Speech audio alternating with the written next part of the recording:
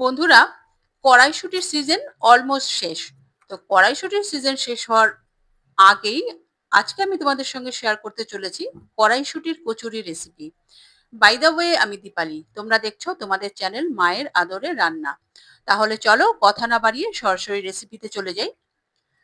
দেখো, এর জন্য আমি প্রথমে নিয়ে নিয়েছি কড়াইশুঁটিগুলো আগেই আমি ছাড়িয়ে রেখে দিয়েছি।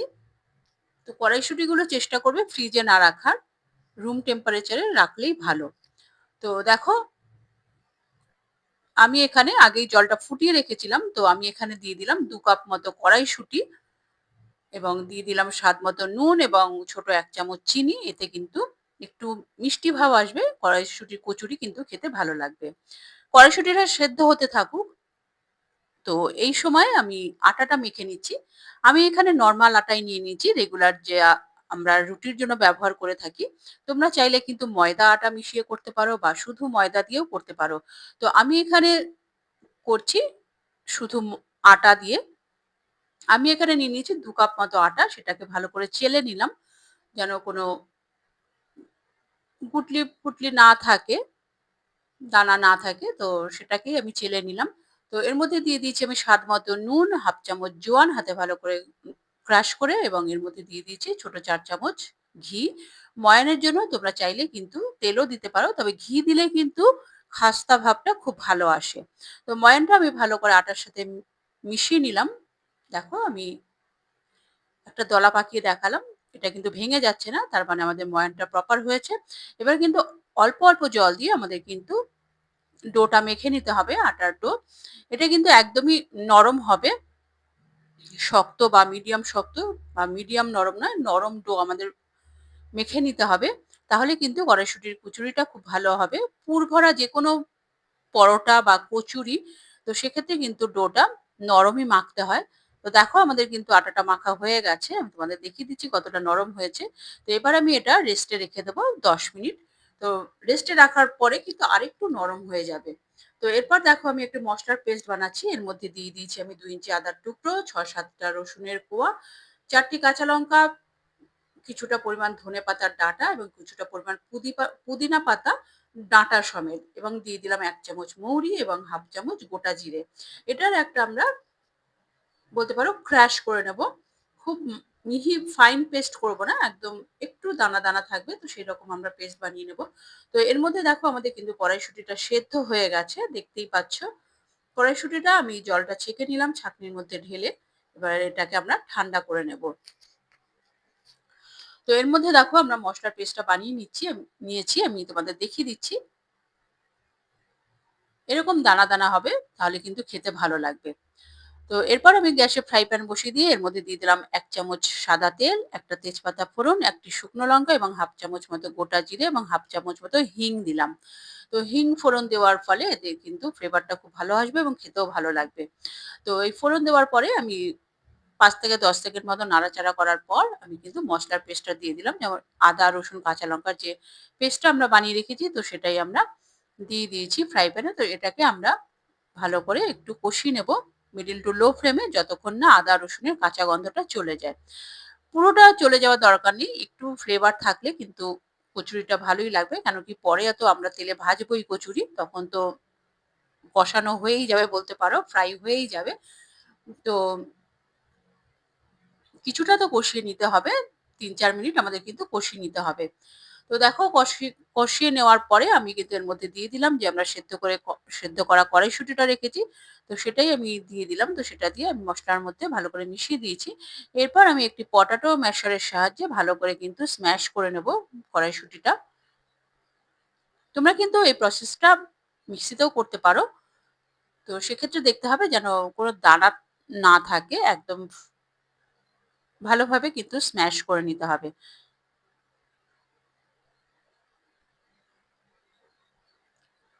তোমরা রেসিপিটি দেখতে দেখতে চ্যানেলে যারা নতুন এসছো তারা চ্যানেলটিকে সাবস্ক্রাইব করে বেল আইকনটি প্রেস করে রাখো, যেন পরবর্তী নোটিফিকেশন সবার আগে তোমার কাছে পৌঁছায়। এবার আমার এদের এই কড়াইশুঁটিটা ভালো করে কষাতে হবে। এরপর আমি এর মধ্যে দিয়ে দিলাম 1/2 চামচ মতো হলুদ গুঁড়ো, স্বাদ মতো নুন, 1 চামচ আমচুর পাউডার, 1/2 চামচ গরম মসলা গুঁড়ো দিয়ে ভালো করে আমাদের কিন্তু এবার কিন্তু এই কড়াইশুঁটিটা ভালো করে কষাতে হবে মিডল টু লো ফ্লেমে। এটা কিন্তু একটু ধৈর্য সহকারে করতে হবে। কারণ কড়াইশুঁটিটা ভালো করে কষানো না হলে বা ড্রাই না করলে এতে যদি ময়েশ্চার থেকে যায় তাহলে কিন্তু কড়াইশুঁটিটা যখন সরি কচুরিটা যখন ভাজা হবে তখন কিন্তু ফেটে যাওয়ার সম্ভাবনা থাকবে। তো সেইজন্য আমাদের কিন্তু ড্রাইটা ভালো করে নিতে হবে কড়াইশুঁটিটা কষিয়ে। তো দেখো আমাদের কিন্তু কষানো হয়ে গেছে কড়াইশুঁটি। আমি একটি অন্য পাত্রে ট্রান্সফার করে দিলাম এবং করে দিয়ে এটাকে আমি ঠান্ডা করে নেব। তো দেখো আমাদের কিন্তু ঠান্ডা হয়ে গেছে কড়াইশুঁটিটা। তো এর মধ্যে আমি কিছুটা পরিমাণ কিশমিশ কুচি এবং কিছুটা পরিমাণ কাজু বাদাম কুচি দিয়ে দিলাম এবং সমস্ত উপকরণগুলো ভালো করে মিশিয়ে নিচ্ছি। মিশিয়ে নেওয়ার পর ছোট, ছোট আমি বল আকারে গড়ে নিচ্ছি যে কড়াইশুঁটির কচুরির পুরটা তো সেটাকে আমি গড়ে নিচ্ছি। তাহলে পরে যখন আমরা কচুরিটা বানাবো তাহলে কিন্তু কচুরিটা কালার লেগে যাবে না। তো এইভাবে কিন্তু আমি ছোট, ছোট বল বানিয়ে নেব। দেখো আমাদের সবগুলোই কিন্তু ছোট, ছোট বল বানানো হয়ে গেছে। এরপর আমরা দেখছি আটাটা আরেকটুখানি আমি হাতের সাহায্যে ভালো করে মেখে নিয়ে ছোট, ছোট লেচি কেটে নেব। তোমরা যে যেমন সাইজের কচুরি বানাতে চাও তো সেই রকমই লেচি কাটবে। তো যেরকম লেচি কাটবে তার থেকে কিন্তু ফুলে আরেকটু বড় হয়ে যাবে। তোমরা সেইটা বুঝেই কিন্তু লেচিটা কাটবে। আমি কিন্তু মিডিয়াম সাইজেরই লেচি কাটছি। এইভাবে দুটো আঙুলের ফাঁকে রেখে লেচিটা ভালোভাবে কাটা যায় এভাবে কিন্তু কেটে নেওয়ার চেষ্টা করবে। এবার একটি লিচি নিয়ে হাতের সাহায্যে ভালো করে একটু প্রেস করে এটাকে স্মুথ করে নিলাম এবং দু হাতের ৪ টি আঙুলের সাহায্যে ধারগুলো ঘুরিয়ে একটি বাটির শেপ করে নিয়ে বাটির মধ্যে আমাদের কিন্তু এই পুরটা দিয়ে দিতে হবে। এবার দেখতেই পাচ্ছ ২ হাতের সাহায্যে আমাদের কিন্তু এটা প্রপার সিল করতে হবে। সিলটা কিন্তু খুব ভালোভাবে করতে হবে নাহলে কিন্তু কচুরি ফ্রাই করার সময় ফেটে যেতে পারে।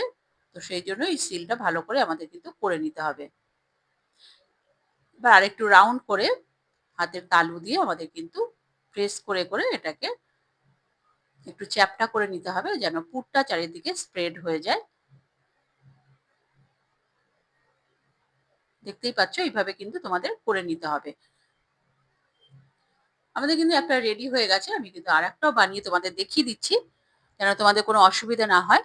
তোমরা যদি কুকিং এর পাশাপাশি গল্প শুনতে ইন্টারেস্টেড থাকো তাহলে গল্পের দেশ 01 নামে আমার একটি স্টোরির চ্যানেল আছে। তোমরা চাইলে সেখানে ভিজিট করতে পারো। দেখো আমি আরেকটু বানিয়েও দেখিয়ে দিচ্ছি। পুর ভরে এবার আমি সিল করে নিচ্ছি।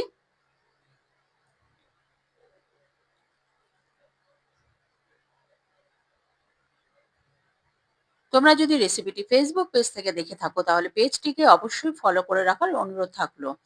এভাবে হাতের তালুর সাহায্যে কিন্তু আমাদের কচুরিটা চ্যাপ্টা করে নিতে হবে। সরি। তো দেখো আমাদের আরেকটিও হয়ে গেল। এইভাবে কিন্তু সমস্ত কচুরিগুলো কিন্তু আমি গড়ে নেব। আমাদের কয়েকটা বানানো হয়ে গেছে। এরপর আমি এটাকে কিছুটা পরিমাণ কড়াতে দিয়ে দিচ্ছি। কড়াতে তেল গরম হয়েছে, সামান্য অল্প গরম করতে হবে এবং গ্যাসের ফ্লেম লো রাখতে হবে। এই স্টেজে আমি কিন্তু কচুরিগুলো দিয়ে দিয়েছি। কচুরি দেওয়ার পরেই কিন্তু চামচের সাহায্যে বা কিছু দিয়ে নাড়াচাড়া করা যাবে না। কচুরিগুলো যখন নিজে থেকে ভেসে উঠবে উপরের দিকে, তখনই কিন্তু চামচের সাহায্যে হালকা হাতে কচুরিগুলো উল্টে দিতে হবে এবং একটু ঘুরিয়ে দিতে হবে যেন চারিদিকে সমান টেম্পারেচার থাকে। তোমাদের ১ম থেকে এটাই খেয়াল রাখতে হবে, টেম্পারেচার গ্যাসের ফ্লেম কিন্তু একদমই লো থাকবে। কোনো অবস্থায় কিন্তু হাই বা মিডল করা যাবে না। তো ওপর থেকে কিন্তু একটু গরম তেল স্প্রেড করে দিতে হবে। তাহলে কিন্তু দুটো দিকই প্রপার কুক হবে এবং প্রপার খাস্তা হবে। তোমাদের প্রতিটা ব্যাচ ভাজতে সময় লেগে যাবে ১৮ থেকে ২০ মিনিট মতো। একটু ধৈর্য সহকারে ভাজতে হবে কারণ প্রপার ভাজা না হলে কিন্তু কিছুটা সময় পরে কচুরিগুলো নরম হয়ে যাবে। দেখতেই পাচ্ছ সমস্ত কচুরিগুলো কিভাবে ফুলেছে। একদম বলের মতো ফুলে গেছে দেখতেই পাচ্ছ কতটা লোভনীয় লাগছে দেখতে। তোমরা রেসিপিটি অবশ্যই ট্রাই করো। ট্রাই করে আমাকে কমেন্ট করে জানাবে তোমাদের কেমন লাগলো। আমাদের কিন্তু একটা ব্যাচ ভাজা হয়ে গেছে। আমি কিন্তু এবার ছাঁকনির সাহায্যে তুলে নিচ্ছি তেলটা ঝরিয়ে। তো এটা কিন্তু তোলার আগে আমি কিন্তু ১ মিনিট গ্যাসের ফ্লেম হাই রেখেছিলাম ১ মিনিট মতো যেন কচুরিগুলো যে তেল অ্যাবজর্ব করে রাখে তো সেই টেম্পারেচার হাই করে দিলে ফ্লেমটা তাহলে কিন্তু তেলটা রিলিজ করে দেয়। দেখতেই পাচ্ছ আমাদের সমস্ত কিছুটা আমি কচুরি ভেজে নিয়েছি, তোমাদের দেখিয়ে দিলাম।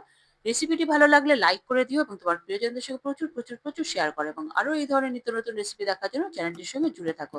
তোমরা দেখতেই পাচ্ছ আমি যখন তুলে রাখলাম কতটা আওয়াজ হয়েছে, কতটা খাস্তা হয়েছে বুঝতেই পারছো। আমি আরেকটি ভেঙেও দেখিয়ে দিচ্ছি তোমাদের। দেখো সমস্ত কচুরির মধ্যে পুরে ভরা। তাহলে পরবর্তী এপিসোডে আবার দেখা হবে। নমস্কার, ধন্যবাদ।